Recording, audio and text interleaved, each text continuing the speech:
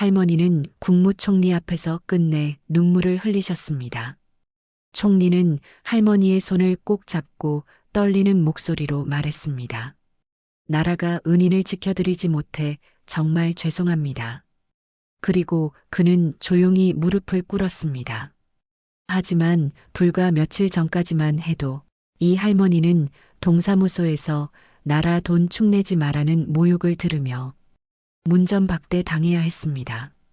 폐지를 주우며 힘겹게 살아온 한 할머니에게 왜 국무총리가 직접 찾아와 무릎까지 꿇게 된 걸까요?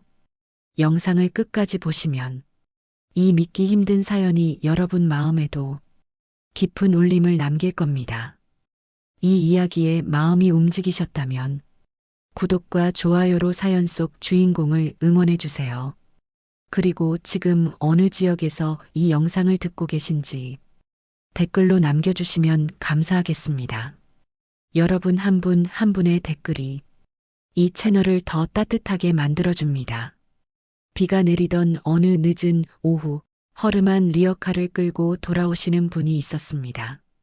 동네 사람들은 저기 폐지 줍는 할머니 또 오시네라며 무심하게 지나쳤습니다. 낡은 우비에 빗물이 흥건히 스며들어 있었고 두 손은 추위에 잔뜩 갈라져 있었습니다. 그분의 이름은 이분옥 할머니 78살이었습니다. 남편을 젊은 시절 사고로 먼저 떠나보내고 홀로 생계를 책임지셨습니다. 자식 둘을 키우다 큰아들은 병으로 세상을 떠나고 딸은 오래전 연락이 끊긴 채 살고 있었습니다. 남은 건 작은 단칸방 한 칸과 하루 벌어 하루를 연명하게 해주는 폐지 리어카뿐이었습니다. 아침 해가 떠오르기도 전 분옥 할머니는 낡은 손전등을 켰습니다. 좁은 단칸방 문을 열자 찬 공기가 밀려들었습니다. 리어카 손잡이를 잡는 순간 오래된 관절이 욱신거렸지만 오늘도 일어나야 먹고 살 수 있었습니다. 이른 새벽 거리를 천천히 걸으며 버려진 상자를 찾아 리어카에 실었습니다. 손끝은 이미 굳은 살로 두꺼워져 있었고 발목은 며칠째 붓기가 가시지 않았습니다. 하지만 멈출 수는 없었습니다. 폐지 몇 킬로그램이 오늘의 끼니가 되었고 그 돈을 조금 아껴 어려운 이웃에게 나누는 것이 분옥 할머니 삶의 전부였으니까요.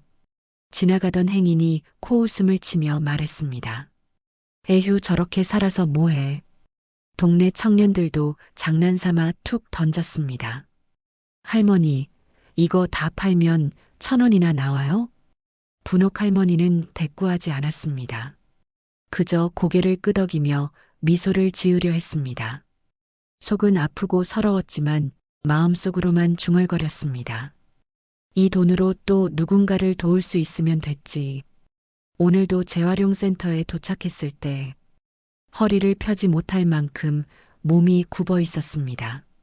리어카를 내려놓으며 숨을 몰아쉬었지요. 몇 푼 되지 않는 돈을 손에 쥐자 이제 겨우 한 끼를 해결할 수 있겠다 싶었습니다. 잠시 앉아 쉬면서 지난 세월을 떠올렸습니다. 남편이 사고로 떠난 후 철물 공장에서 하루 16시간씩 일하며 두 아이를 키웠던 날들, 겨울마다 손이 얼어붙으면서도 이웃을 돕기 위해 연탄을 날랐던 기억, 학교에 못 가는 아이들을 볼 때마다 작은 봉투를 쥐어주던 그때가 생각났습니다. 자신의 삶은 늘 고단했지만 누군가의 눈물을 닦아줄 수 있으면 그게 가장 큰 행복이라고 믿으며 살았습니다. 그런데 이제는 그 리어카 하나만이 분옥 할머니의 남은 전 재산이었습니다. 오늘도 지친 몸을 끌고 집으로 돌아오며 작게 속삭였습니다. 내일도 버틸 수 있겠지. 하지만 그 다음 날 할머니는 평생의 삶을 더 무겁게 짓누를 큰 시련을 마주하게 됩니다. 며칠 후 아침 분옥 할머니는 불안한 마음을 안고 낡은 가방을 챙겼습니다. 그 안에는 임대주택 계약서와 수십 년을 살아온 집의 사진이 들어 있었습니다. 며칠 전 건물주로부터 받은 통보가 머릿속을 떠나지 않았습니다. 재개발이 확정됐으니 2달 안에 나가셔야 합니다.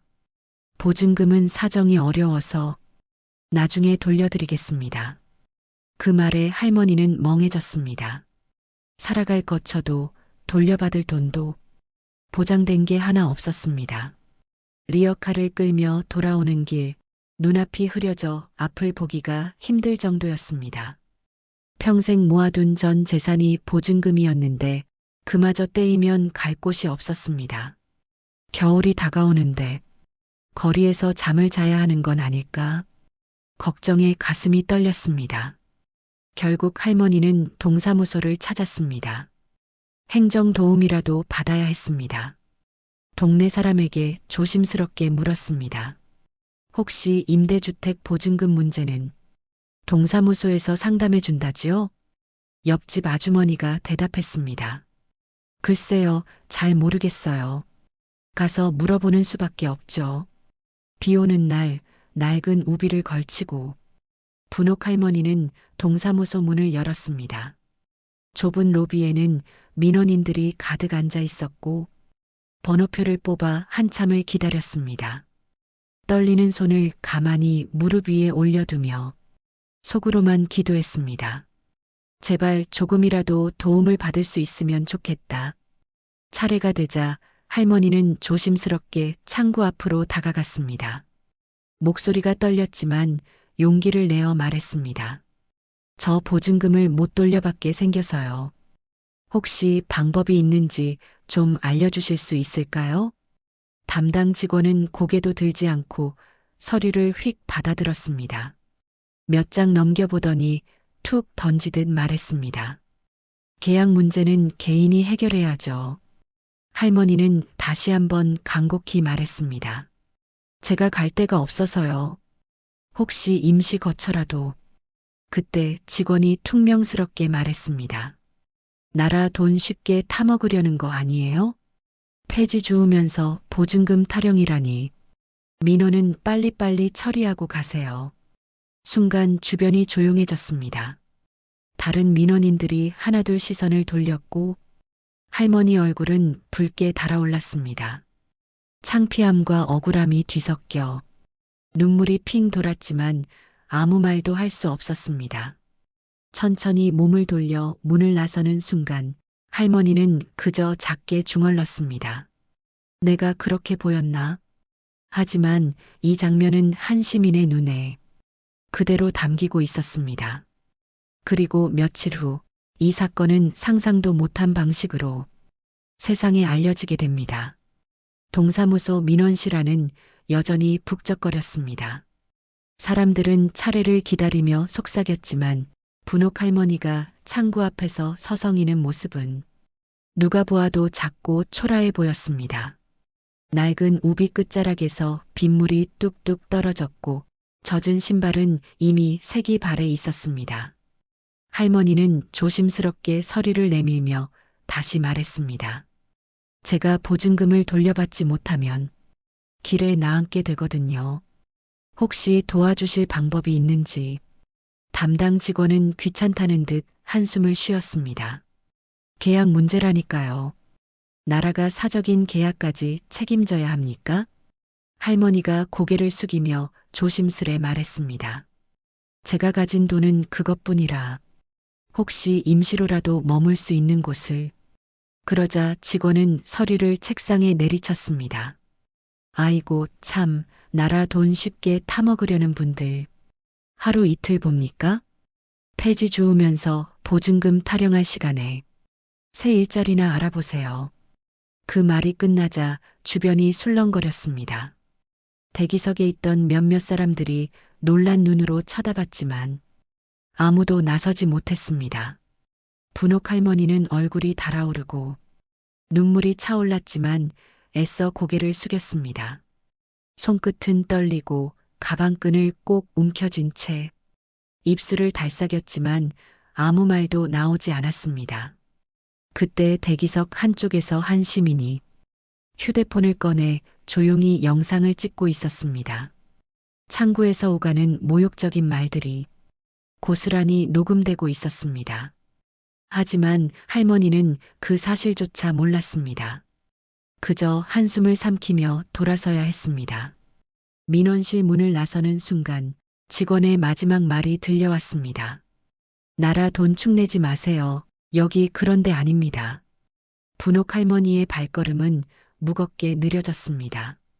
비가 내리던 거리를 걸으며 눈물이 빗물과 섞여 흘렀습니다. 내가 무슨 잘못을 했다고 이 나이 먹도록 손 내미는 게 그렇게 욕먹을 일인가. 리어카를 끌고 집으로 돌아가는 길, 할머니는 한참 동안 하늘을 올려다봤습니다. 지금껏 묵묵히 선행만 하며 살아왔는데 세상은 끝내 자신을 이렇게 무시하는구나. 서럽고 억울한 마음에 숨이 막혀왔습니다. 그러나 할머니도 몰랐습니다. 그날의 굴욕적인 장면이 세상 사람들에게 알려지면서 모든 것이 뒤바뀌게 될 줄은 말이지요. 그날 저녁 한 시민은 동사무소 민원실에서 겪은 일을 SNS에 글로 올렸습니다. 제목은 짧고 강렬했습니다. 폐지 줍는 할머니에게 나라 돈 축내지 말라던 공무원. 글 속에는 당시 상황이 그대로 담겨 있었습니다. 할머니가 떨리는 손으로 서류를 내밀던 모습, 모욕적인 말에 고개를 숙이고 돌아서던 순간, 그리고 공무원이 서류를 책상에 내리치며 막말을 내뱉는 모습까지 생생히 담겨 있었습니다. 함께 올린 짧은 영상에는 할머니의 작은 체구와 울먹이는 목소리가 고스란히 담겨 있었습니다. 게시글은 순식간에 퍼져나갔습니다. 세상에 이런 일이 아직도 있습니까? 저분은 도와드려도 모자랄 판에 어떻게 그런 말을 할 수 있죠? 대한민국 공무원 맞습니까? 누리꾼들의 분노가 폭발했고 몇 시간 만에 조회수는 수십만을 넘어섰습니다. 댓글창은 분노와 안타까움으로 가득 찼습니다. 할머니 어디 사시는지 아는 분 있나요? 제가라도 돕고 싶습니다. 저 담당자 실명 공개해야 합니다. 이건 인권 침해입니다. 온라인 커뮤니티와 뉴스 댓글창, 각종 포털 메인까지 이 사건이 퍼졌습니다.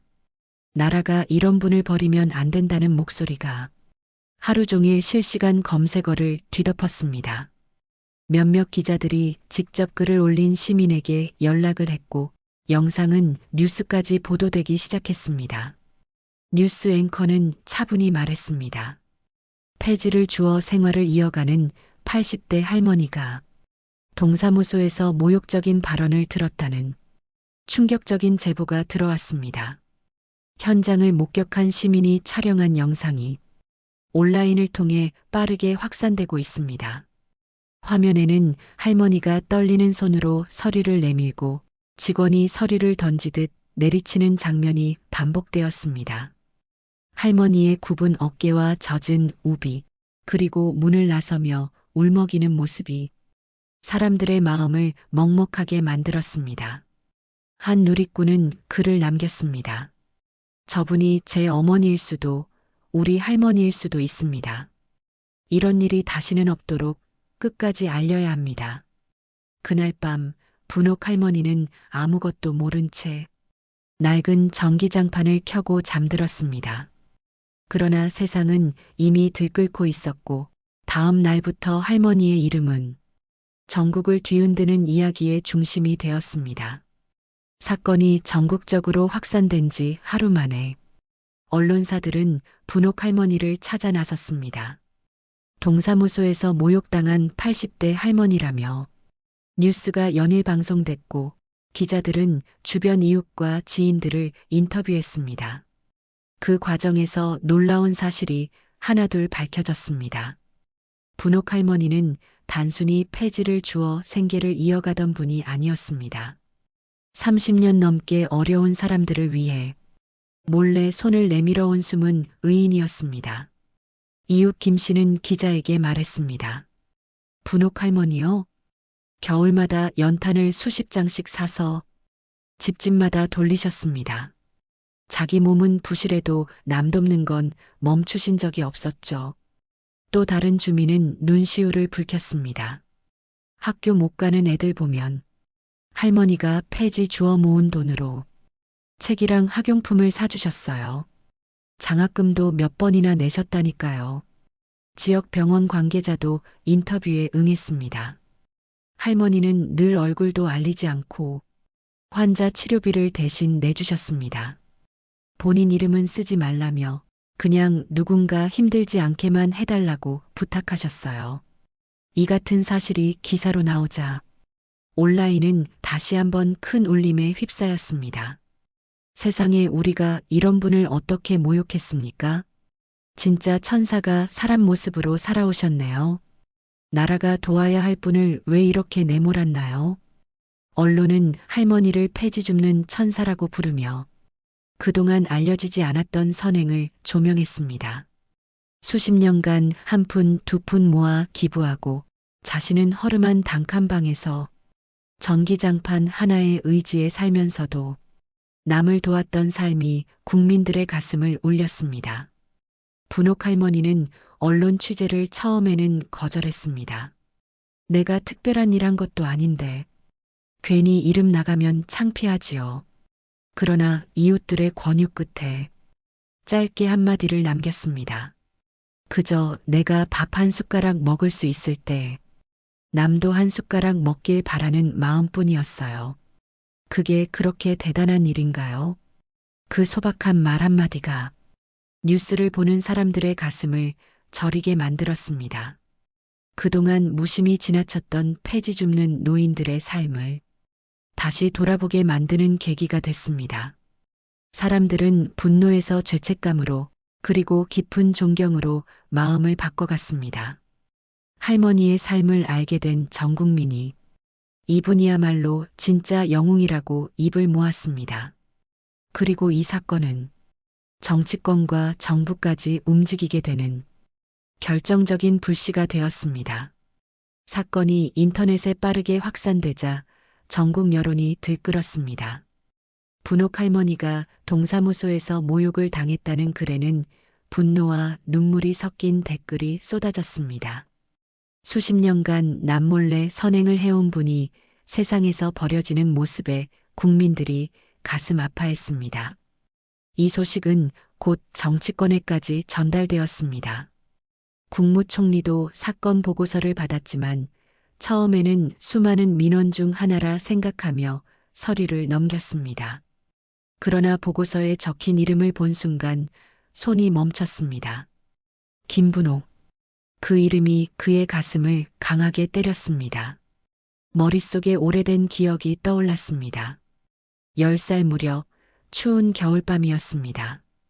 배가 고파 길가에서 울고 있던 소년에게 한 할머니가 폐지를 실은 손수레를 멈추고 다가왔습니다. 얘야, 추운데 왜 이렇게 울고 있니? 소년은 굶주림에 말도 제대로 못하며 울기만 했습니다. 할머니는 손수레 옆에서 작은 주머니를 꺼내 허름한 국밥집으로 데려갔습니다. 많이 먹어라. 세상은 힘들어도 사람은 따뜻해야 한다. 그 한마디와 따뜻한 국밥 한 그릇이 소년의 인생을 바꿔놓았습니다. 국무총리는 서류를 움켜쥐며 속으로 중얼거렸습니다. 은인 분명 그분이시다. 내가 평생 잊을 수 없었던 그 손길.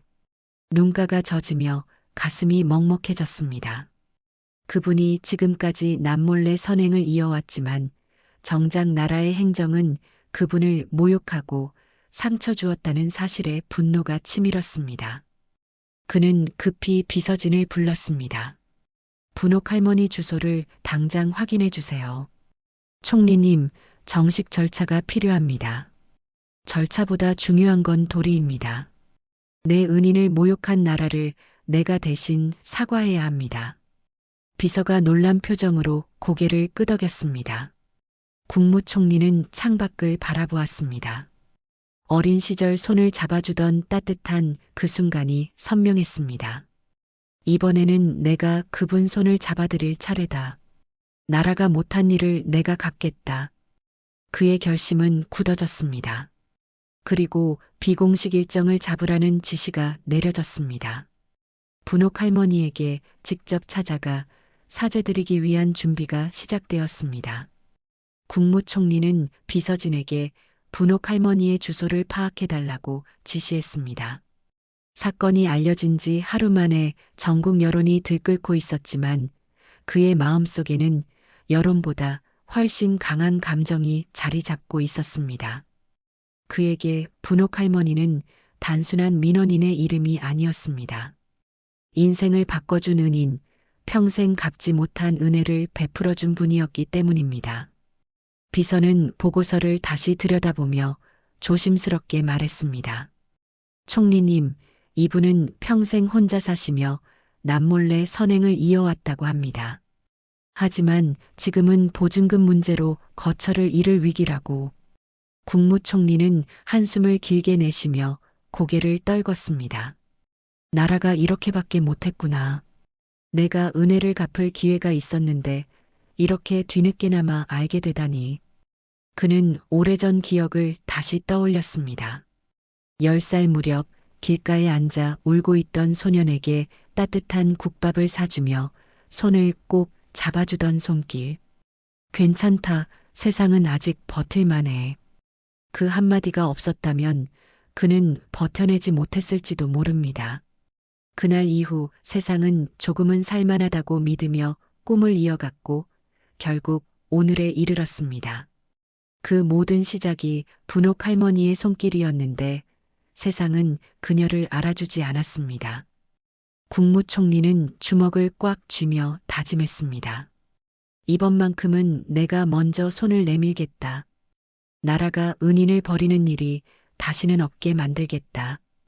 비서가 조심스레 묻습니다. 총리님, 공식 일정으로 방문하시겠습니까? 그는 고개를 저으며 단호하게 말했습니다. 아닙니다. 오늘 밤 비공식으로라도 찾아뵙겠습니다. 사람의 도리가 먼저입니다. 비서는 보안 문제와 절차를 걱정했지만 총리의 의지는 확고했습니다. 그분이 아니었다면 지금의 나도 없었을 겁니다. 나라를 대신해 사죄드리고 앞으로는 국가가 은인을 지킬 겁니다. 창밖에는 비가 내리고 있었습니다. 빗물이 도로를 적시는 모습을 보며 국무총리는 속으로 다짐했습니다. 추위에 떨던 어린 시절, 그가 받았던 온정을 이제 돌려줄 때가 왔다고. 그리고 분옥 할머니가 더는 상처받지 않도록 이 나라가 마땅히 지켜야 할 사람으로 모시겠다고 굳게 마음먹었습니다. 비가 부슬부슬 내리는 늦은 저녁, 국무총리는 경호원 몇 명만 대동한 채 분옥 할머니가 사는 허름한 단칸방을 찾아갔습니다. 정식 일정도 언론도 없는 비공식 방문이었습니다. 좁은 골목길은 가로등 불빛이 희미하게 번져 있었고 빗물이 바닥에 고여 발자국마다 철퍽 소리를 냈습니다. 총리는 빗속을 걸으며 오래된 기억을 곱씹었습니다. 배고픔에 울던 어린 시절, 따뜻한 손길로 살려주었던 은인을 이제야 찾아가는 길. 가슴이 죄책감과 그리움으로 뒤섞여 떨렸습니다. 허름한 단칸방 앞에 도착하자 낡은 현관문 틈새로 새어나오는 희미한 전등 불빛이 보였습니다. 비서는 조심스럽게 벨을 눌렀고 잠시 후 문이 삐걱 열리며 분옥 할머니가 나타났습니다. 작고 왜소한 몸, 비에 젖은 손수건을 쥐고 있는 모습이 애처로웠습니다. 할머니는 낯선 방문객들을 보며 당황스러운 표정을 지었습니다. 누구신가요? 총리는 한 걸음 앞으로 다가서서 허리를 숙였습니다. 분옥 어르신 혹시 저 기억하시겠습니까? 오래전 추운 겨울길에 울던 꼬마아이 국밥 사주시고 손을 잡아주셨던 그날을. 할머니는 잠시 눈을 크게 뜨더니 기억을 더듬는 듯 멈춰 섰습니다. 그리고는 떨리는 목소리로 말했습니다. 혹시 그때 울면서 국밥 먹던 그 꼬마가. 총리는 더는 말을 잇지 못하고 무릎을 꿇었습니다. 빗물이 바닥에 고여 있었지만 개의치 않았습니다. 나라가 은인을 지켜드리지 못했습니다. 평생 베푸신 마음을 모욕으로 돌려드린 이 나라가 죄송합니다. 분옥 할머니의 손을 꼭 잡은 총리의 눈가에 눈물이 맺혔습니다.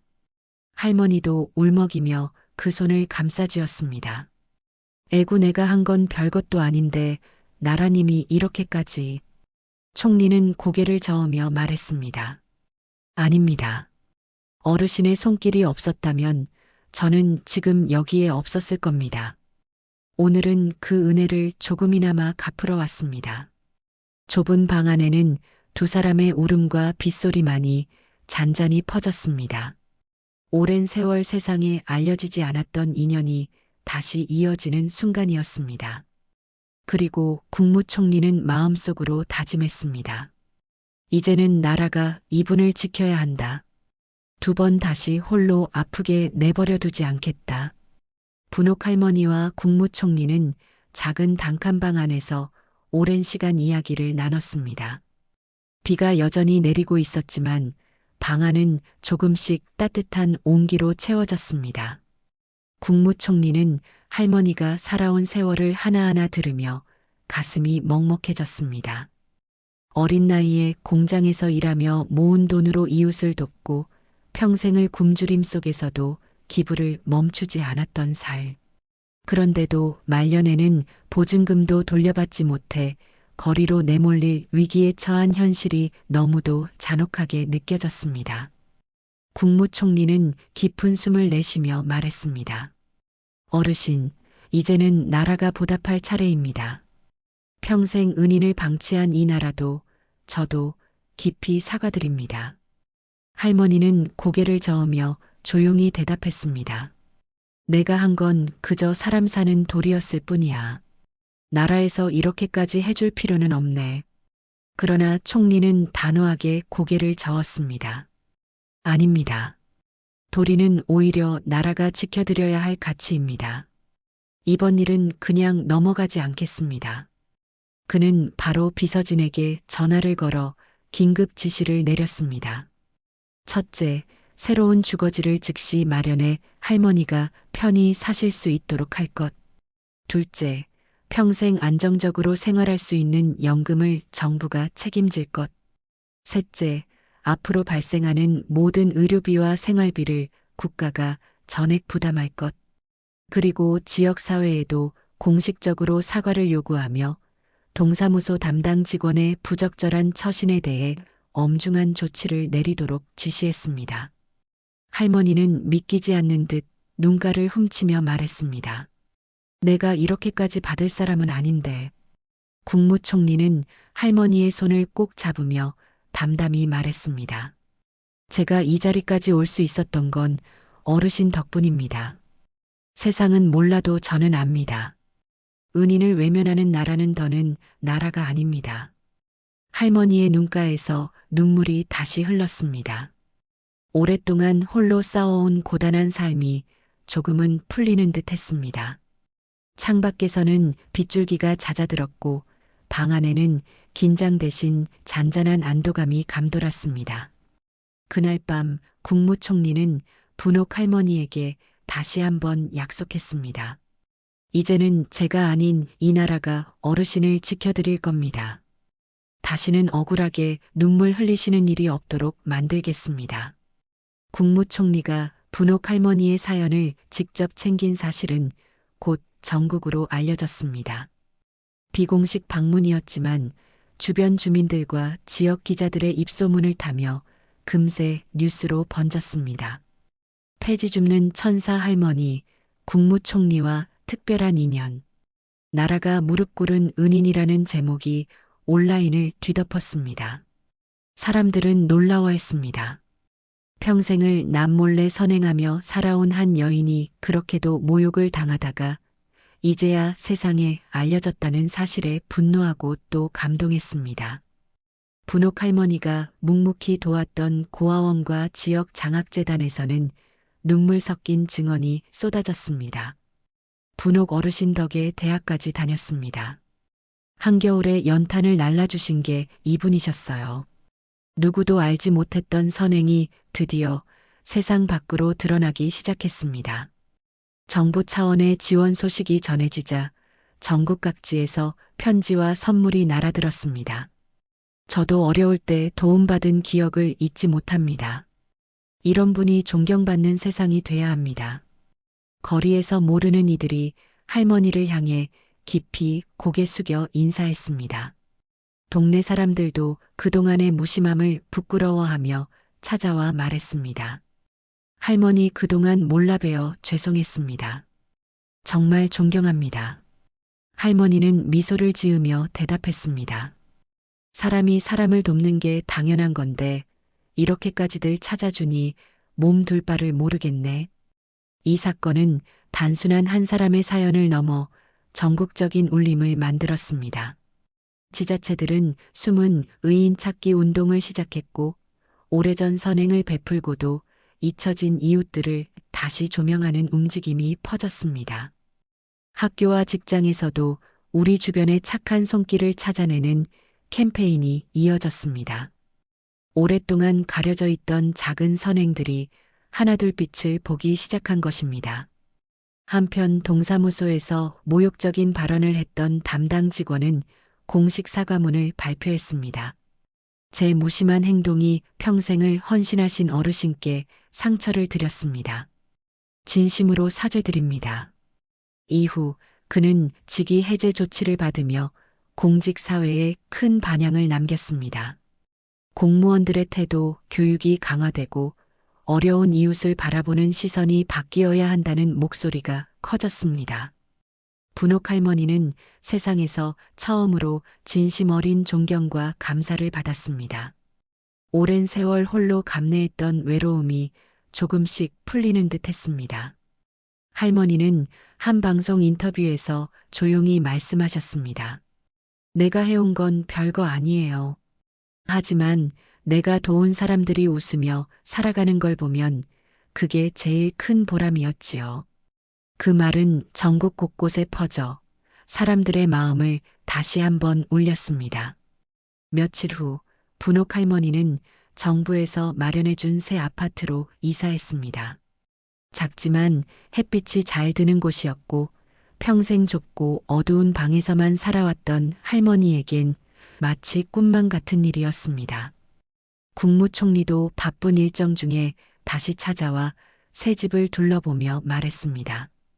이제는 여기서 편안히 지내셔야 합니다. 어르신은 이 나라의 큰 은인입니다. 할머니는 눈시울을 붉히며 대답했습니다. 내가 은인이라니 그저 사람답게 살고 싶었을 뿐인데 이렇게 많은 분이 나를 생각해 주니 몸둘 바를 모르겠네. 이날 총리는 작은 상자를 꺼내 할머니께 건넸습니다. 안에는 오래전 그가 군 시절 분옥 할머니에게 받았던 편지가 고이 담겨 있었습니다. 어르신, 이 편지가 제 삶을 바꿨습니다. 힘들 때마다 읽으며 다시 일어설 수 있었어요. 그 은혜를 이제야 조금이나마 갚을 수 있어 다행입니다. 할머니는 편지를 꾹 쥐며 눈물을 흘렸습니다. 그때는 그저 마음이 아픈 젊은이가 보여서 손을 내민 것뿐이었는데 그게 이렇게 돌아오다니 참 신기하네. 이후 분옥 할머니의 이야기는 전국적인 울림을 주며 숨은 의인들을 찾아내는 계기가 되었습니다. 도움을 주고도 드러내지 않고 살아온 많은 사람들이 다시 주목을 받았고 사회는 조금 더 따뜻해졌습니다. 사람들은 말했습니다. 진짜 영웅은 거창한 무대가 아닌 거리와 골목에 숨어 있었다. 마지막으로 분옥 할머니는 한 방송과의 인터뷰에서 잔잔히 말했습니다. 내가 한 일은 특별한 게 아니에요. 사람은 사람을 도와야 사는 거지요. 세상이 조금이라도 더 따뜻해졌으면 좋겠습니다. 그 말을 들은 많은 이들이 댓글을 남겼습니다. 이런 분이 존중받는 세상이 돼야 합니다. 우리도 누군가에게 이런 사람이 되고 싶습니다. 국무총리는 다시 한번 대국민 메시지를 발표했습니다. 분옥 어르신 같은 분들이 계셨기에 이 나라가 버틸 수 있었습니다. 국가는 앞으로 이런 숨은 은인들을 끝까지 지켜낼 것입니다. 여러분은 어떻게 생각하시나요? 분옥 할머니 같은 분들이 존중받는 세상이 돼야 하지 않을까요? 이 이야기에서 마음이 움직이셨다면 구독과 좋아요로 사연 속 주인공을 응원해 주세요. 그리고 지금 어느 지역에서 이 이야기를 듣고 계신지 댓글로 남겨주시면 감사하겠습니다.